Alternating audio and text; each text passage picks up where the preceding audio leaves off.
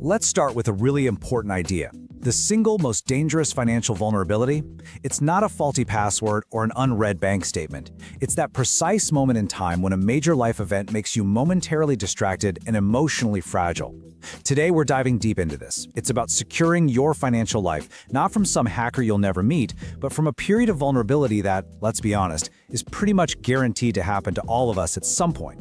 All right, let's get into it. Just let that sink in for a second. This one idea, it really changes everything.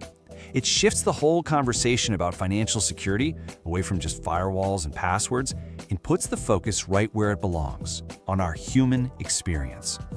The biggest threat isn't a weakness in our technology, it's a predictable moment of weakness in ourselves, brought on by the chaos of life. And just understanding that is the first step toward building a real defense, especially when the money at risk, we're talking insurance payouts, retirement accounts, is often irreplaceable. So, here's our game plan for this explainer. First, we're going to define this hidden vulnerability. Then, we'll get into exactly why chaos is the bullseye for people looking to exploit us. After that, we'll introduce a really powerful solution called the Decision Freeze Protocol, and I'll lay out a clear 4-step plan to put it into action. And finally, we'll talk about this as an act of wisdom and leave you with one simple, proactive thing you can do. So, what is this hidden vulnerability really? We call it the financial vulnerability window. Just think of it like a period of time that predictably opens up during big life transitions. And this is not about being careless or, being naive. It's a temporary state where your normal defenses are just down because your attention and your emotional energy are and should be focused somewhere else, on grieving, on healing, or just navigating a huge change. It's a state that can happen to any of us at any age. Now, to really protect ourselves, we have to understand the why. Why is this window of time so dangerous? What's actually going on inside our own heads that makes us so susceptible? Well, it all comes down to the psychology of chaos and how it literally impacts our ability to think straight. And it's not about a lack of intelligence, it's about a lack of available mental bandwidth. The key concept here is something called cognitive overload. So imagine your brain is this incredibly powerful computer. The part that handles logic, impulse control, and critical thinking, that's called your executive function. On a normal day, it's running like a dream. But during a major life event, like losing a loved one or a sudden retirement, it's like opening 100 different demanding programs all at the same time. You're dealing with grief, mountains of paperwork, endless phone calls, and just deep emotional stress. Your brain's processing power gets totally maxed out, and your executive function, your built-in fraud detector, is the first thing to get bogged down. And this timeline, this maps it out perfectly. The first month is all about shock and just logistics. But here's the surprising part.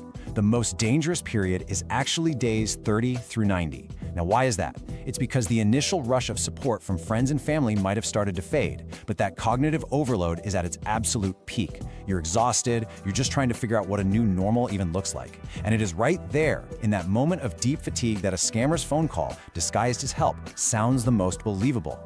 This really lays out the criminal's whole strategy. They know you're already dealing with banks, insurance companies, government agencies. You're basically expecting official-sounding calls. So they don't have to hack their way in. They just walk right through the front door. They pose as a helpful person from a fraud department, a benefits administrator, an investment firm, and they just insert themselves right into the confusion that's already there. They aren't creating the chaos, they're just leveraging the chaos that life has already created. Okay, so if the problem is a temporary state of cognitive overload, the solution can't just be, oh, I'll be more careful. That's basically impossible when your brain is already overwhelmed. The solution has to be a system, a pre-planned automatic shield that kicks in to protect you when you can't protect yourself. And that shield is called the Decision Freeze Protocol. So the guiding principle is this simple. Chaos is the target. If we know that, then our defense has to be creating calm. A criminal wants to rush you into an emotional decision. So our defense is to slow everything way, way down and take emotion out of the equation completely. That is the bedrock of this whole protocol.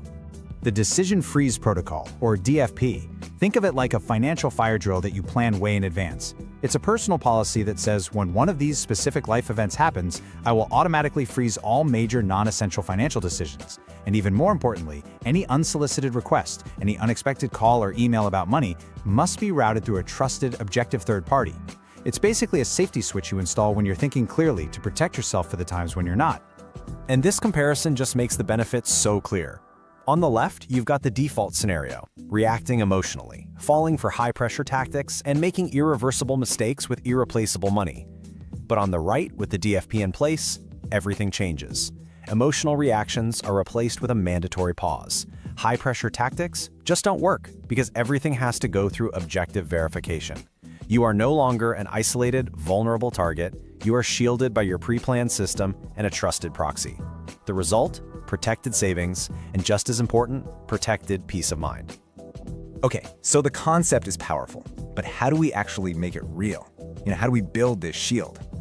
The good news is, it's a really straightforward and manageable process. We're going to walk through a simple 4-step plan to put this protocol into action in your own life. Here they are, the 4 steps. First, you'll define the specific triggers that automatically turn on your protocol. Second, you'll formally choose your trusted third-party proxy. Third, you'll write a simple but powerful script to deflect any unwanted approach. And finally, step 4 is a really crucial one people often overlook, committing to a digital and paper cleanup. This is all about reducing your public data footprint. Why does that matter? Well, scammers often use publicly available info, like details from an online obituary or property records, to make their calls seem more legit. So this step is about shredding old documents, unsubscribing from junk mail, and locking down privacy settings online. It's about giving them less ammunition. We're going to focus on the first 3 right now. Step 1 is all about self-awareness. You need to decide right now, while you're calm and thinking clearly, what specific life events will trigger your decision freeze protocol. This slide has some of the most common ones, but the key is that this is your personal list. When one of these events happens, the protocol isn't just a suggestion. It kicks in automatically by your own prior command. It's really an agreement you make with your future self. All right, step 2 is absolutely critical. This is the heart of the defense. You have to designate a third-party proxy. Now, let me be really clear. This is not someone who makes decisions for you. They are your co-pilot, your fact-checker. Their only job is to be a mandatory stop for any unsolicited financial request. When a stranger calls with some urgent demand, your only job is to get their info and pass it to your proxy. This person, who could be a trusted adult child, a sibling, or a professional like your CPA, is not in the emotional storm with you. They can look at a request objectively and just ask, is this real? This one step completely short-circuits the entire scammer playbook. And step 3, this gives you the words to say when you're under pressure. You need to develop and maybe even practice a zero-compliance script. The beauty of a script is that it removes any need to think, to argue, or to justify yourself on the spot. It's a simple, polite, but very firm statement of your personal policy. For example, just saying, "Thank you, but my policy is to review all financial matters with my advisor first," turns what could be a negotiation into a non-negotiable fact. It's respectful, but it creates an unbreakable boundary. This script, combined with your proxy, is your frontline defense. Now, I want to shift our perspective for just a moment. It's easy to see all of this as a purely defensive, technical plan, but it's so much more than that. Putting this in place is a profound act of wisdom, of stewardship, and ultimately, of self-care. Think about this line. Good stewardship isn't just about making money grow, it's about protecting what you've spent a lifetime building. By acknowledging that you will have moments of human vulnerability and then planning for them, you're being the wisest possible steward of your resources. This isn't about giving up control. It's about ensuring you keep the ultimate control by guaranteeing that your most critical decisions are only ever made with a clear head. It preserves your financial autonomy, and it preserves your dignity. And please, whatever you do, do not ever mistake this kind of planning for a sign of weakness. It is the absolute opposite. It is a sign of profound strength to understand how our own brains work under immense stress and to build a compassionate, intelligent system to account for it. It's really no different than an architect designing a building to withstand an earthquake. You don't just hope the earthquake won't happen, you respect its power and you build accordingly.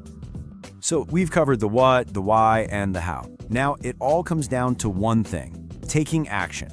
Let's bring everything we've talked about together into a simple, inspiring, and proactive next step you can take to secure your own future.